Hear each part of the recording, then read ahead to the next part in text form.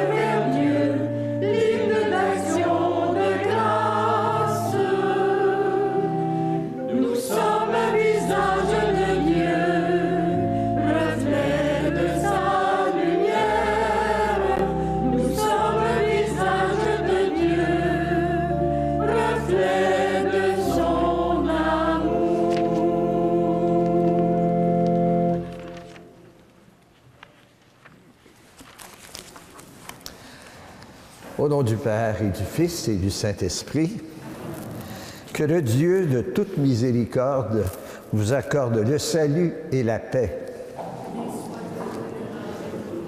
Bonjour à vous tous, cordial bienvenue. Bienvenue à ceux qui nous rejoignent aussi par le biais de la télévision, de C'est sûr, ma TV ou par Cogeco. Alors, je suis heureux de vous voir. On n'est pas nombreux ce matin à cause de la glace et du verglas. Mais il me semble qu'on gagnerait à se regrouper un peu justement pour sentir qu'on est l'Église, qu'on est la communauté chrétienne. Je force personne à se déplacer, mais il me semble que si on était un peu plus ensemble ce matin, on sentirait plus d'Église. Bienvenue.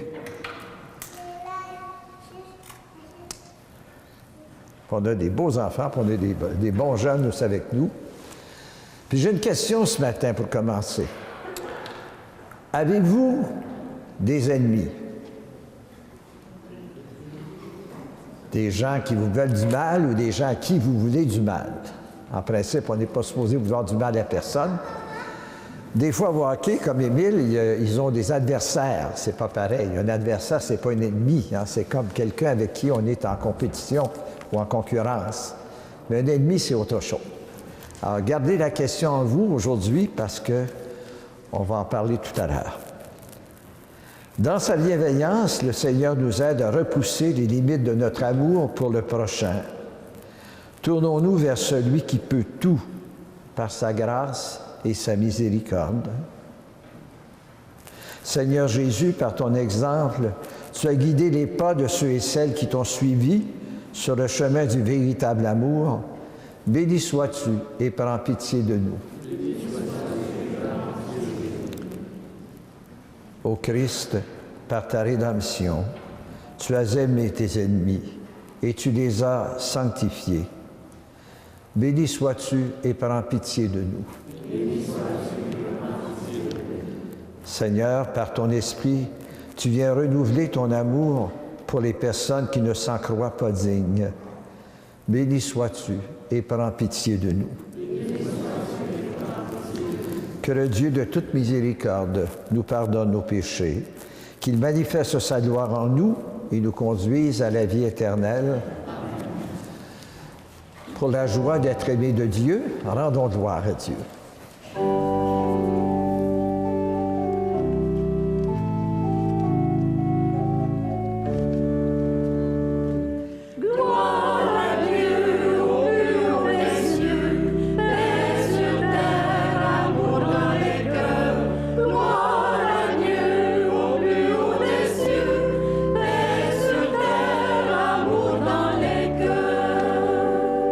Nous voulons te chanter.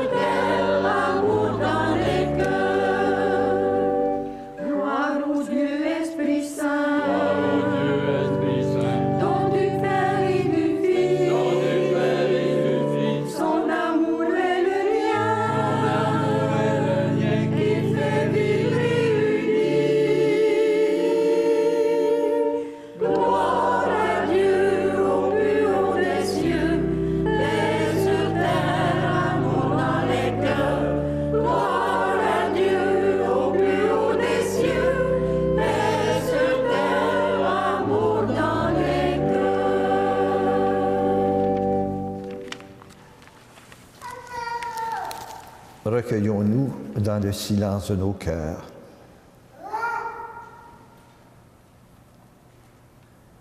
Et prions ensemble.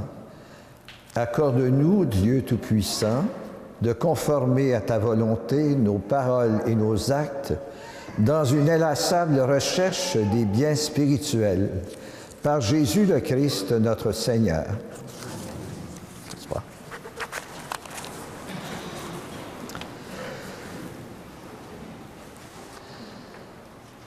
Je reviens à la question que je vous ai posée tout à l'heure. Avez-vous des ennemis? Y a-t-il dans votre vie ou votre entourage des gens qui vous font du mal ou qui vous veulent du mal? Parfois, c'est au sein même de nos familles qu'on rencontre des ennemis. Et c'est bien triste, les familles divisées. Chicanes de famille, chicanes d'héritage, séparation douloureuse, chicanes d'opinions politiques ou religieuses. Des amitiés se brisent et deviennent parfois des affrontements. Il y a aussi, bien sûr, les ennemis de l'État, ceux qui fraudent, ceux qui les évasions fiscales, les criminels. Il y a aussi les ennemis de l'Église ou les ennemis des valeurs de la société. Parfois aussi, l'ennemi est en nous.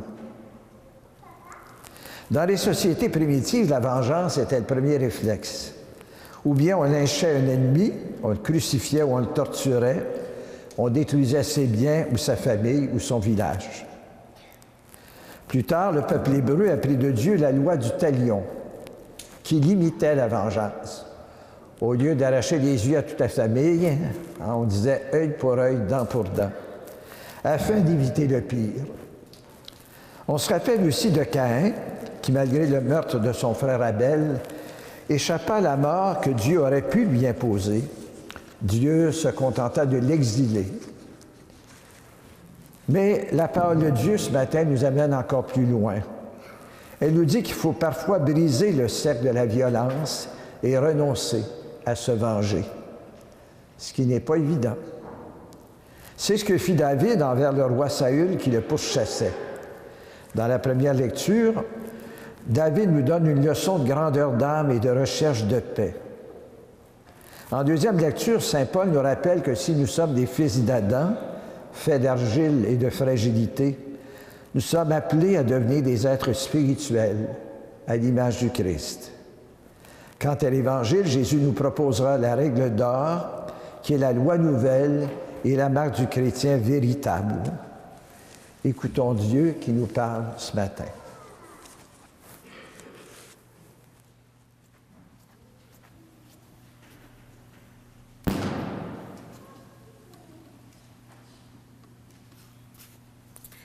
Lecture du premier livre de Samuel. En ces jours-là, Saül se mit en route. Il descendit vers le désert de Ziph avec 3000 hommes, l'élite d'Israël, pour y traquer David. David et Abishai arrivèrent de nuit, près de la troupe. Or, Saül était couché, endormi, au milieu du camp, sa lance plantée en terre près de sa tête. Abner et ses hommes étaient couchés autour de lui. Alors Abishai dit à David, « Aujourd'hui, Dieu a livré ton ennemi entre tes mains.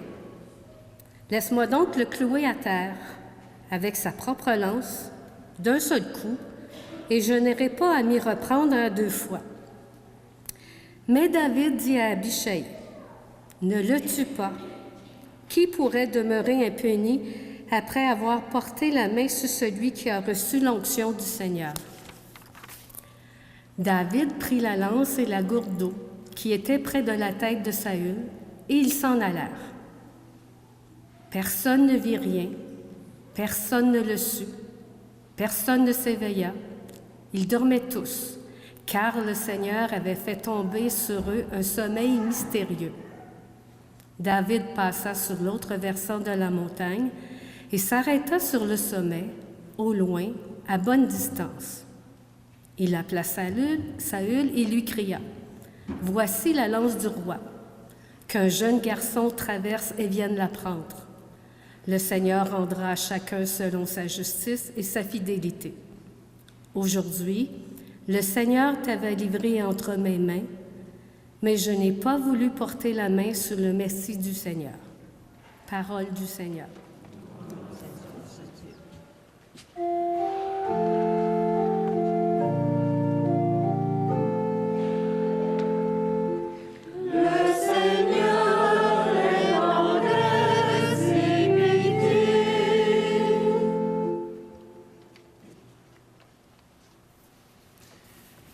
Bénis le Seigneur, ô mon âme. Bénis son nom très saint, tout mon être. Bénis le Seigneur, ô mon âme. N'oublie aucun de ses bienfaits. Le Seigneur est tendresse et pitié. Car il pardonne toutes tes offenses et te guérit de toute maladie. Il réclame ta vie à la tombe et te couronne d'amour et de tendresse. Le Seigneur est tendresse et pitié. Le Seigneur est tendresse et pitié, lent à la colère et plein d'amour. Il n'agit pas envers nous selon nos fautes, ne nous rend pas selon nos offenses. Le Seigneur est tendresse et pitié. Aussi loin qu'est l'Orient de l'Occident, il met loin de tous nos péchés. Comme la tendresse du Père pour ses fils, la tendresse du Seigneur pour qui le craint. Le Seigneur est tendresse et pitié.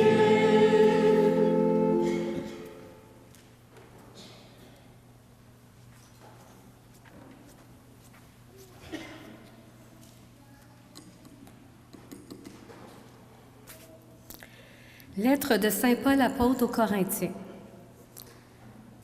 Frères, l'Écriture dit, le premier homme, Adam, devint un être vivant. Le dernier Adam, le Christ, est devenu l'être spirituel qui donne la vie. Celui qui vient d'abord, ce n'est pas le spirituel, mais le physique. Ensuite seulement vient le spirituel. Pétri d'argile, le premier homme vient de la terre, le deuxième homme, lui, vient du ciel. Comme Adam est fait d'argile, ainsi les hommes sont faits d'argile. Comme le Christ est du ciel, ainsi les hommes seront du ciel. Et de même que nous aurons été à l'image de celui qui est fait d'argile, de même nous serons à l'image de celui qui vient du ciel. Parole du Seigneur.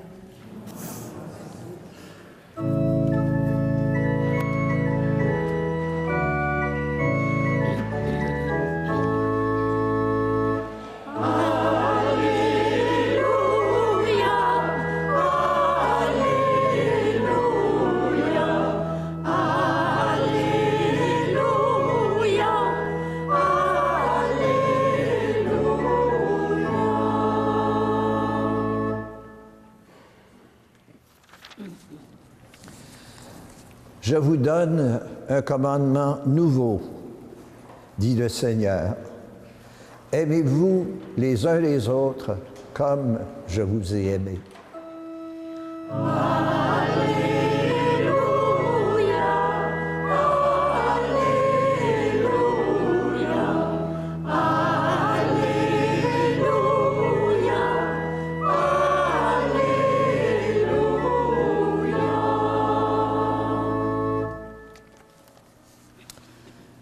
Le Seigneur soit avec vous. Évangile de Jésus-Christ selon saint Luc. Que ta parole pénètre mon esprit, qu'elle soit sur mes lèvres et demeure gravée en mon cœur à jamais. En ce temps-là, Jésus déclarait à ses disciples, « Je vous le dis à vous qui m'écoutez, aimez vos ennemis, faites du bien à ceux qui vous haïssent, souhaitez du bien à ceux qui vous maudissent, priez pour ceux qui vous calomnient. À celui qui te frappe sur une joue, présente l'autre joue. À celui qui te prend ton manteau, ne refuse pas ta tunique. Donne à quiconque te demande, et à qui prend ton bien, ne le réclame pas. Ce que vous voulez que les autres fassent pour vous, faites-le aussi pour eux. Si vous aimez ceux qui vous aiment, quelle récompense avez-vous? Même les pécheurs aiment ceux qui les aiment. Si vous faites du bien à ceux qui vous en font, quelle récompense méritez-vous? Même les pécheurs en font autant. Si vous prêtez à ceux dont vous espérez recevoir en retour, quelle récompense méritez-vous? Même les pécheurs prêtent aux pécheurs pour qu'on leur rende l'équivalent. Au contraire, aimez vos ennemis, faites du bien et prêtez sans rien espérer en retour. Alors, votre récompense sera grande et vous serez les fils et les filles du Très-Haut, car lui, il est bon pour les ingrats et les méchants. Soyez miséricordieux, comme votre Père est miséricordieux. Ne jugez pas, et vous ne serez pas jugés. Ne condamnez pas, et vous ne serez pas condamnés. Pardonnez, et vous serez pardonnés. Donnez, et l'on vous donnera. C'est une mesure bien pleine, tassée, secouée, débordante, qui sera versée dans le pan de votre vêtement, car la mesure dont vous vous servez pour les autres servira de mesure aussi pour vous. Par notre chant, acclamons la parole de Dieu.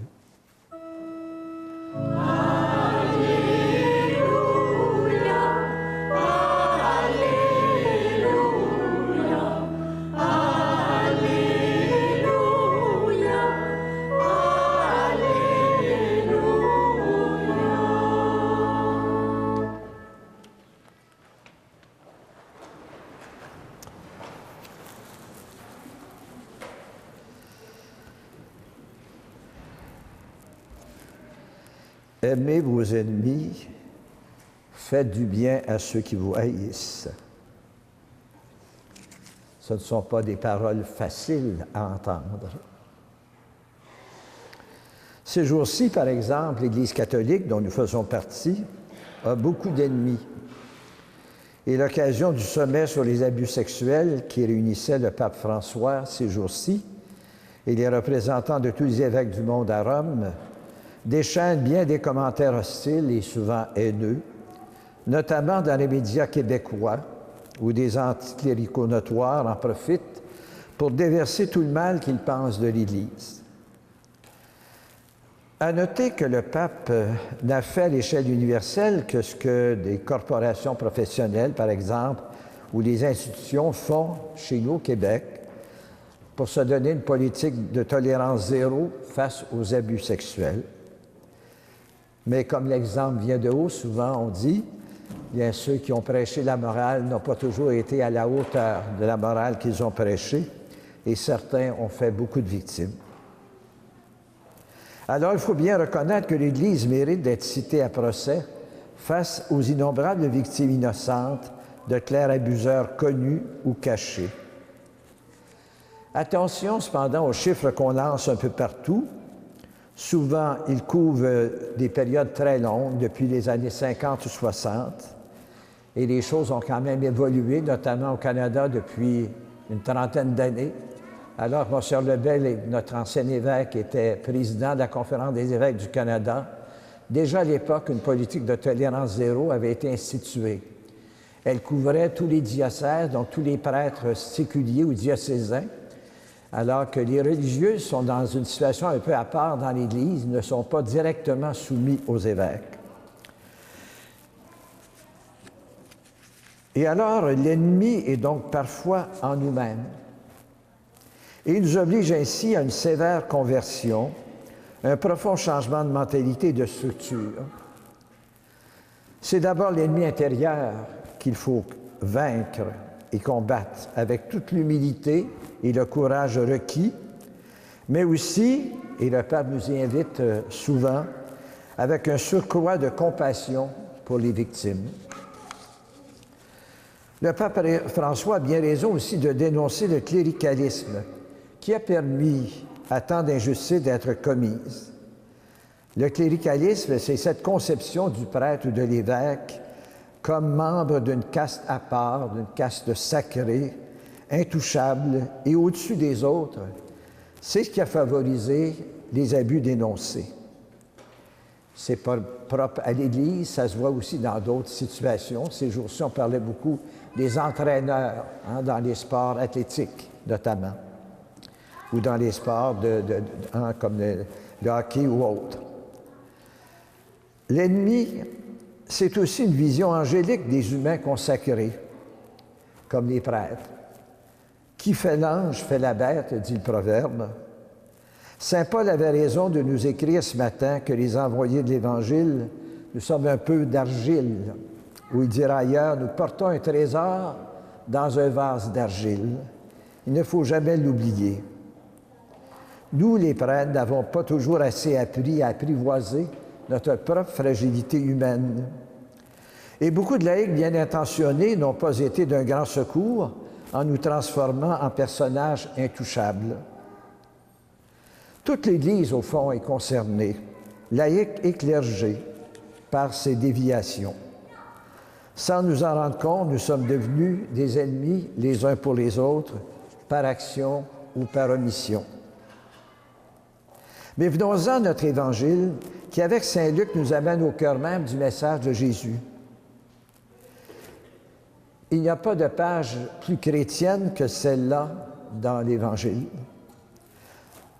Pas de page plus difficile à vivre non plus.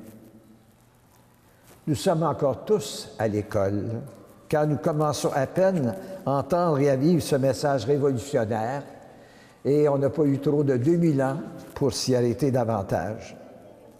Et c'est pourquoi nous avons l'humilité, la simplicité de venir à l'école du Christ tous les dimanches pour entendre cette leçon de vie, cette leçon d'amour, cette leçon d'humanité, recréée à l'image de Dieu Père qui nous a adoptés comme ses enfants.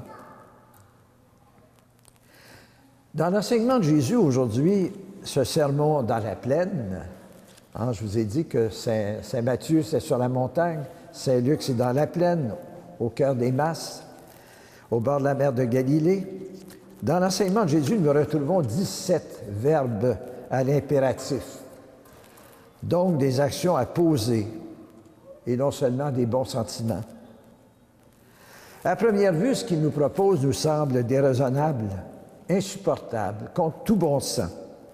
En faites du bien à ceux qui vous haïssent, à celui qui te frappe sur une joue, présente l'autre joue.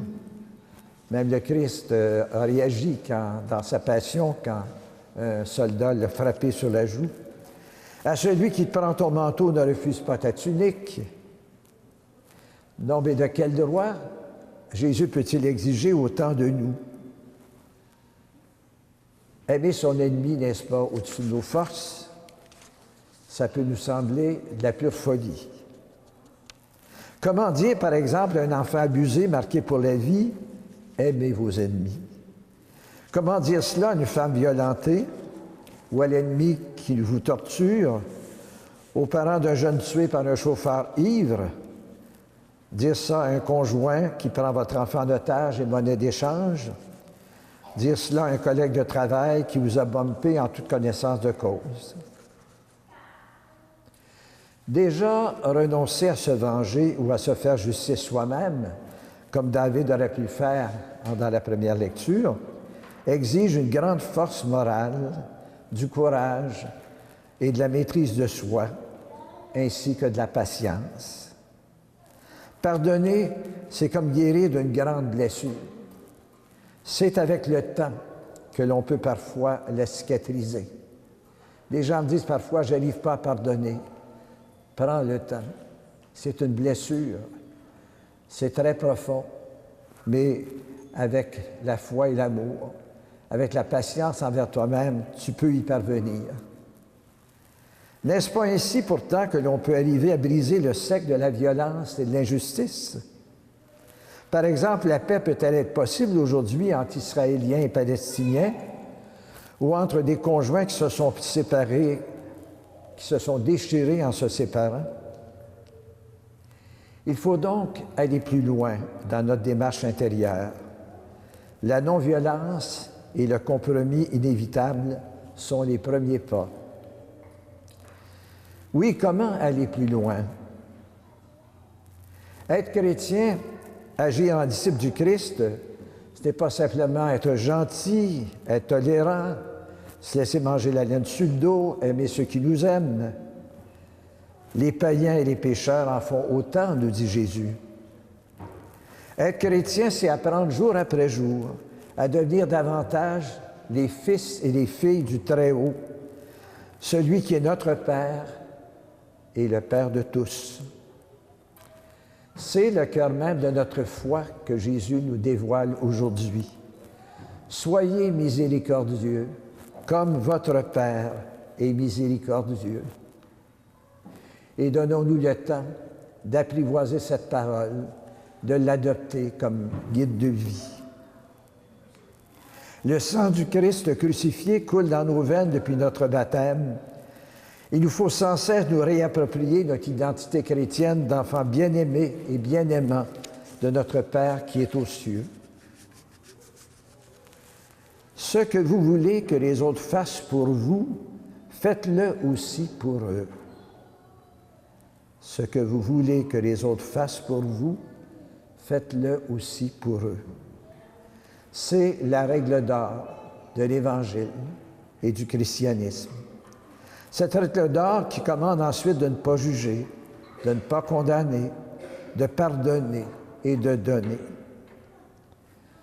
Quand on vieillit, on apprend à ne pas juger, à ne pas condamner, parce qu'on sait soi-même, on a appris pour soi-même et en soi-même, et avec les autres aussi, qu'on a souvent jugé rapidement, qu'on n'a écouté qu'un côté de la médaille, qu'on n'a pas toute la réalité sous les yeux.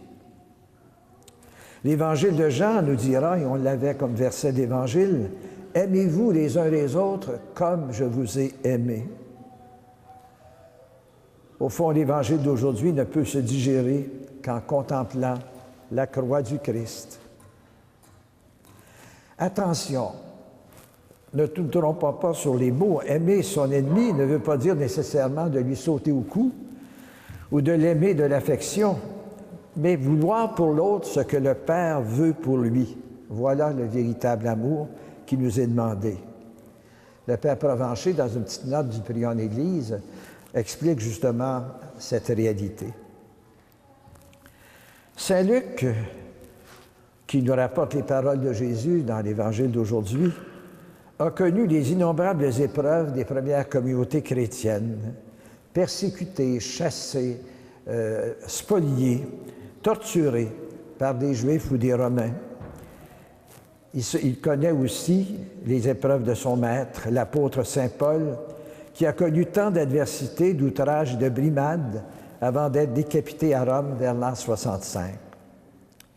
De ces nombreux témoignages de courage et d'amour, qui se poursuivent encore aujourd'hui à travers le monde, 2000 ans après, on ne cesse d'apprendre que nous sommes la famille de Dieu, un Dieu de tendresse et de pitié, dont le Fils nous a aimés jusqu'au bout. N'est-il pas le Dieu qui est bon pour les ingrats et les méchants, ou comme l'écrit saint Matthieu, le Père qui fait briller son soleil sur les bons et sur les méchants, et qui fait pleuvoir sur les justes et les injustes. Et après tout, ce Dieu ne se prépare-t-il pas à ce qu'un jour, sur terre ou au ciel, la mesure dont nous nous servons pour les autres serve de mesure aussi pour nous?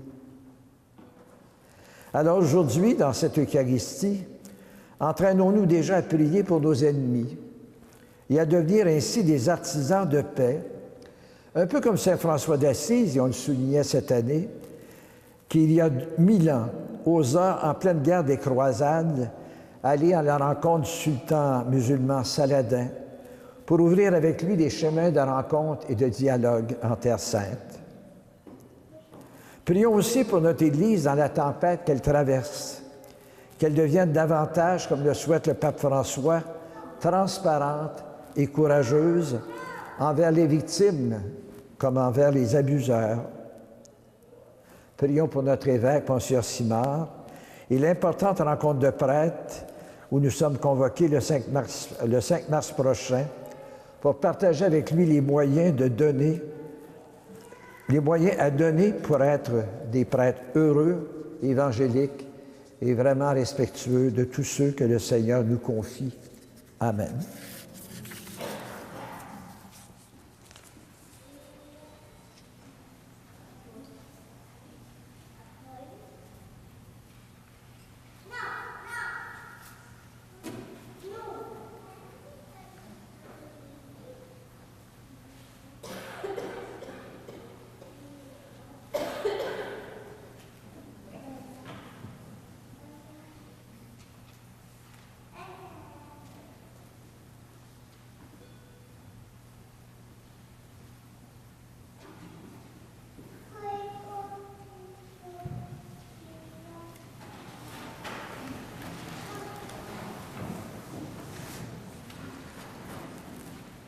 Notre Dieu est d'abord un Dieu dont l'amour est tout-puissant.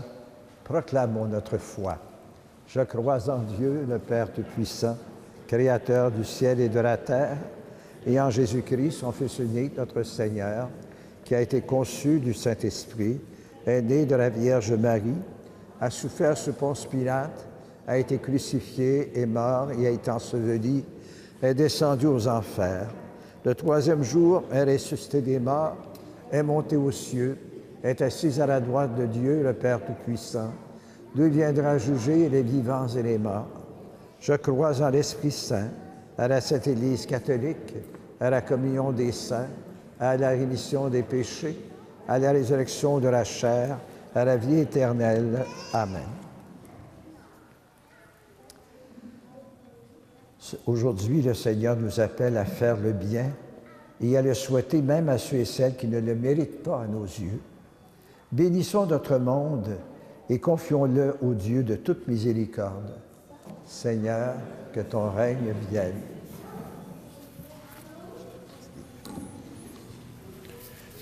Donne, Seigneur, la force de ton amour aux gens qui œuvrent auprès des personnes rejetées, méprisées ou incomprises par la société. Nous t'en prions.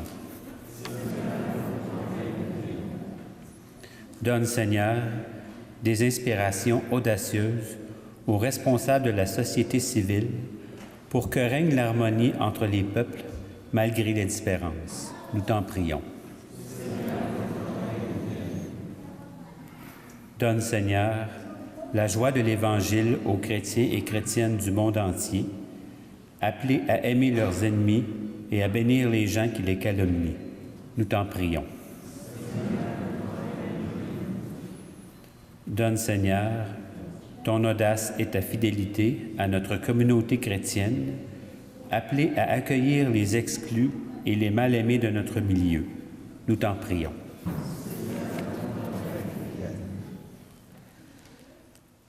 Prions spécialement pour le peuple vénézuélien actuellement profondément divisé, que la justice et la paix triomphent à travers le conflit qui se développe dans ce pays.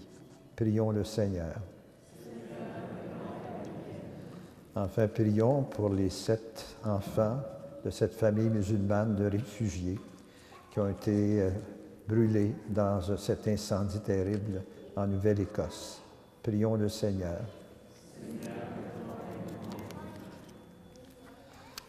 Dieu plein de tendresse, que ton Fils Jésus a accompli l'acte d'amour le plus parfait qui soit, celui de pardonner à ses ennemis. Père, pardonne-leur, ils ne savent pas ce qu'ils font. Écoute avec bonté tes enfants, qui ce matin désireront partager la grâce de cet amour. Nous te le demandons par Jésus le Christ, notre Seigneur.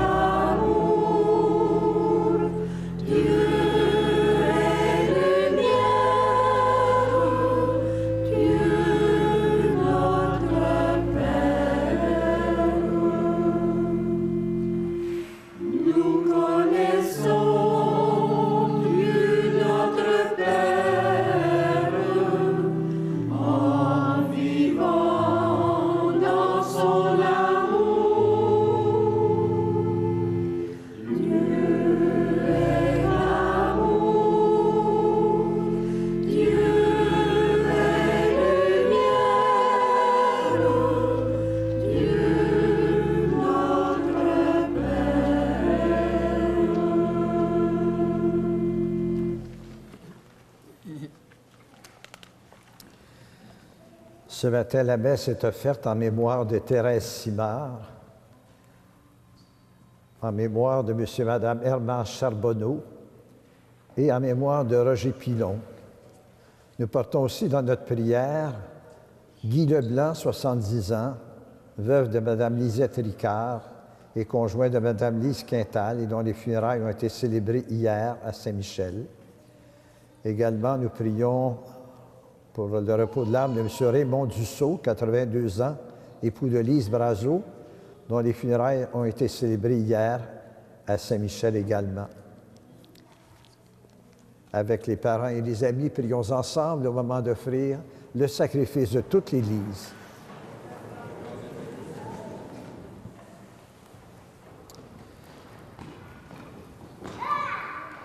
En célébrant avec respect tes mystères, Dieu notre Père, nous te supplions humblement que les dons offerts pour te glorifier servent à notre salut. Nous te le demandons par Jésus le Christ, notre Seigneur. Je vais prendre la prière eucharistique qui est à la page 18.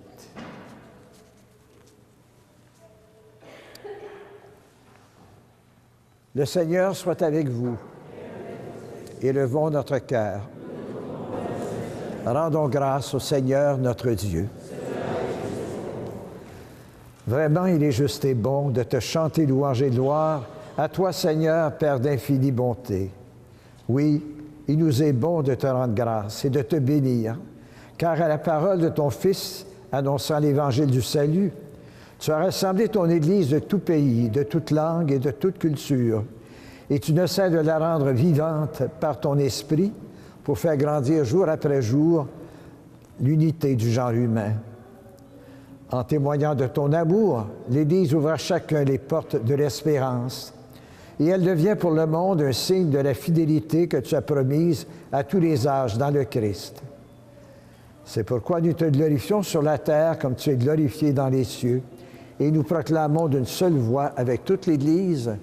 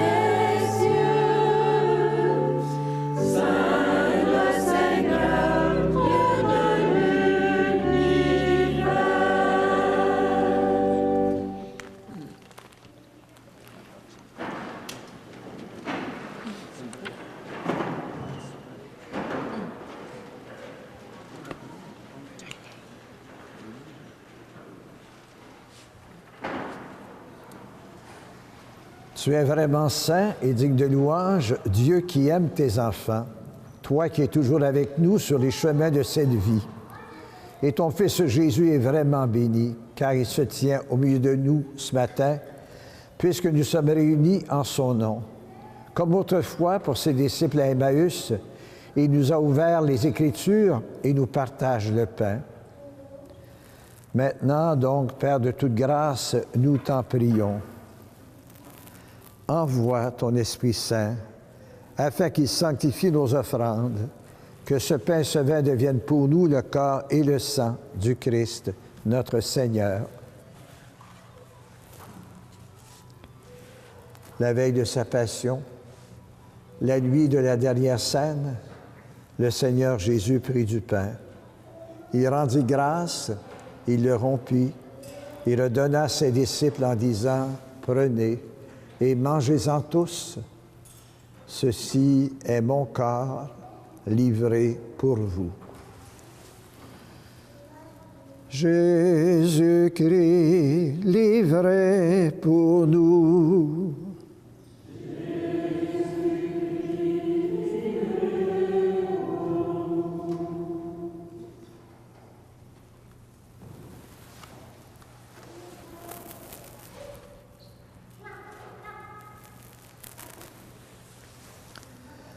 De même, à la fin du repas, Jésus prit la coupe de vin.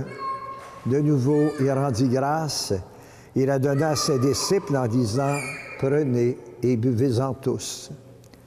Car ceci est la coupe de mon sang, le sang de l'alliance nouvelle et éternelle, qui sera versé pour vous et pour la multitude en rémission des péchés. »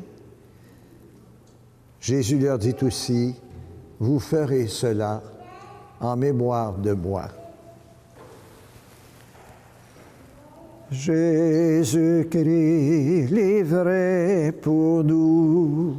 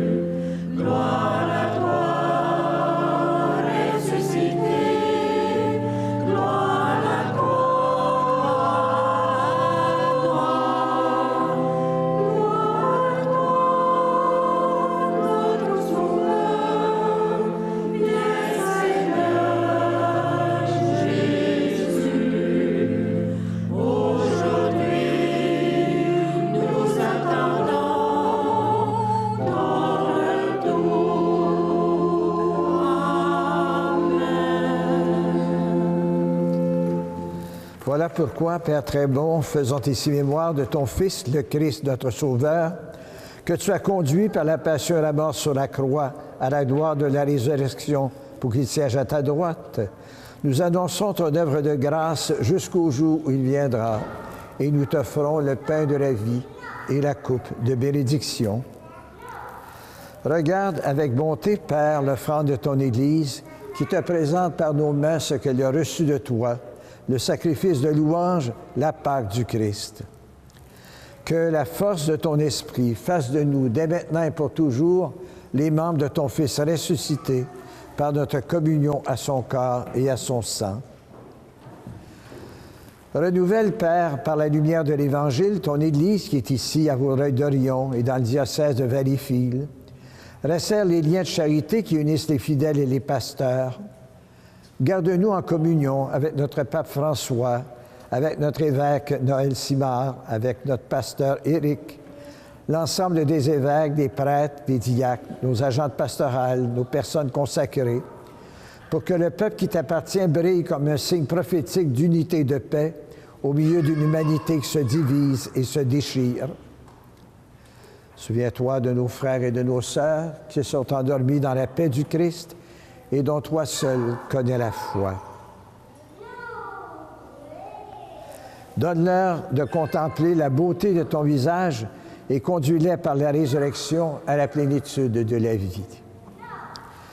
Et lorsque prendra fin notre pèlerinage sur la terre, accueille-nous dans la demeure où nous vivrons près de toi pour toujours, en union avec la Vierge Marie, la bienheureuse Mère de Dieu, avec les apôtres et les saints du ciel, nous pourrons alors te louer sans fin et magnifier ton nom par Jésus le Christ, ton Fils bien-aimé.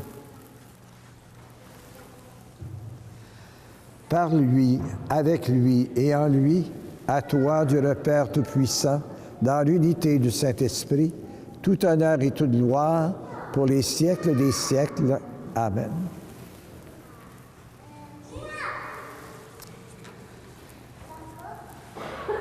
Aimez vos ennemis, nous a dit Jésus, pardonnez et vous serez pardonnés, car votre récompense sera grande et vous serez les fils du Très-Haut, qui est bon pour les ingrats et les méchants. C'est pourquoi, humblement, nous pouvons tous dire ensemble, « Notre Père qui es aux cieux, que ton nom soit sanctifié, que ton règne vienne, que ta volonté soit faite sur la terre comme au ciel. Donne-nous aujourd'hui notre pain de ce jour. Pardonne-nous nos offenses comme nous pardonnons aussi à ceux qui nous ont offensés, et ne nous soumets pas à la tentation, mais délivre-nous du mal. Car c'est à toi qu'appartiennent le règne, la puissance et la gloire pour les siècles des siècles. Amen. Seigneur Jésus-Christ, tu as dit à tes apôtres, je vous laisse la paix, je vous donne ma paix. Ne regarde pas nos péchés, mais la foi de ton Église en prière. Et pour que ta volonté s'accomplisse, donne-nous toujours cette paix et conduis-nous vers l'unité parfaite, toi qui règnes pour les siècles des siècles. Que la paix du Seigneur soit toujours avec vous.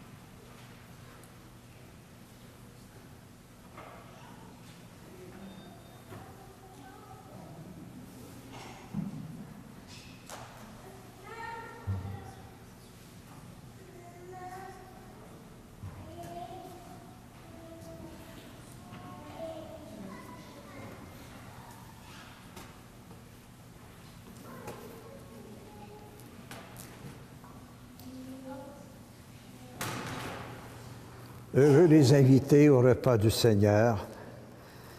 Voici l'agneau de Dieu qui enlève le péché du monde. Seigneur, je ne suis pas digne de te recevoir, mais dis seulement une parole et je serai guéri.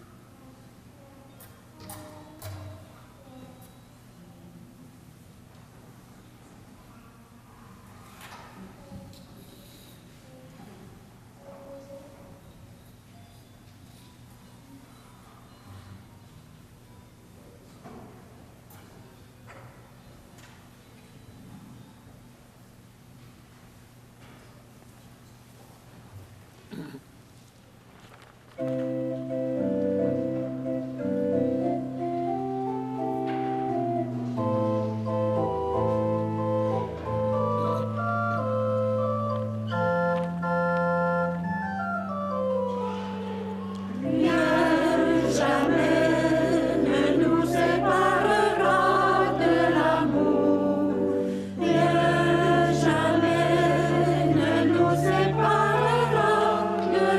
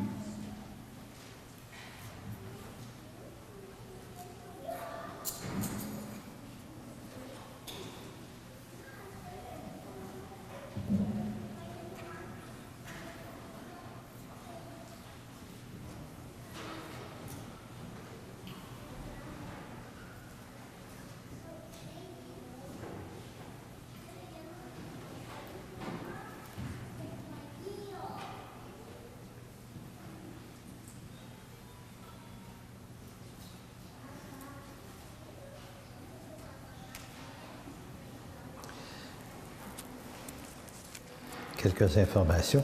J'ai fait une erreur tout à l'heure à propos du décès de M. Raymond Dussault, qui est époux de Lise Brazeau.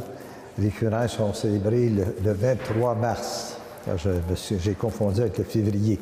Alors, c'est samedi le 23 mars à 11h à l'église Saint-Michel, avec temps d'accueil à partir de 10h.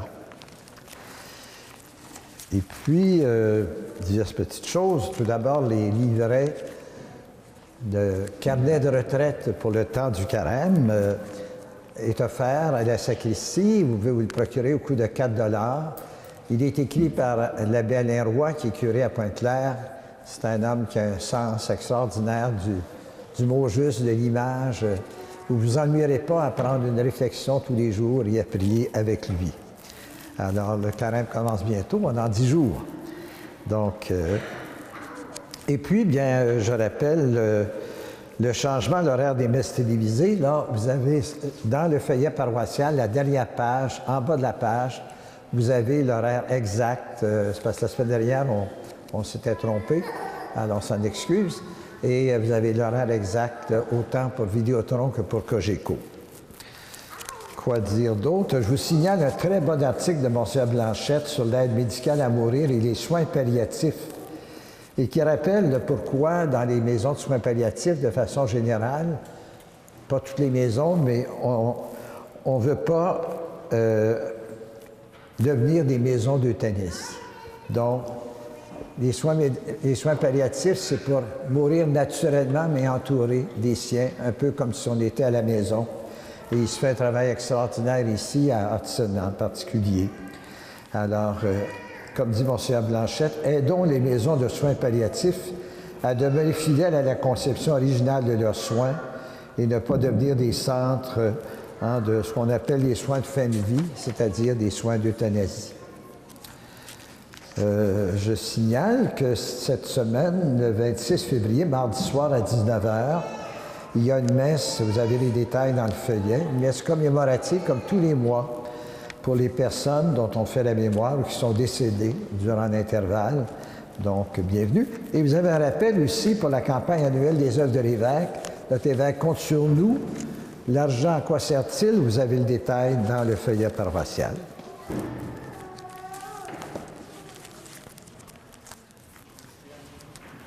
Le Seigneur soit avec vous. J'invite à prendre avec moi la prière finale à la page 30 dans le Prions d'Église. Ensemble, Dieu d'amour, ce que ton Fils nous demande aujourd'hui est difficile, aller jusqu'à aimer nos ennemis. Tu le sais, nous ne pourrons y parvenir qu'avec la force que tu mets en nous, cette force que nous puisons dans l'écoute de ta parole et dans le partage de ton pain. Donne-nous d'aller jusqu'au bout de cet immense amour que tu nous as manifesté en Jésus le Christ, notre Seigneur. Le Seigneur soit avec vous. Que Dieu Tout-Puissant vous bénisse et veille sur vous, le Père, le Fils et le Saint-Esprit. Merci à toute l'équipe qui est avec nous ce matin. Merci à la chorale. Allez dans la paix du Christ. Bonjour et bon dimanche. Au revoir.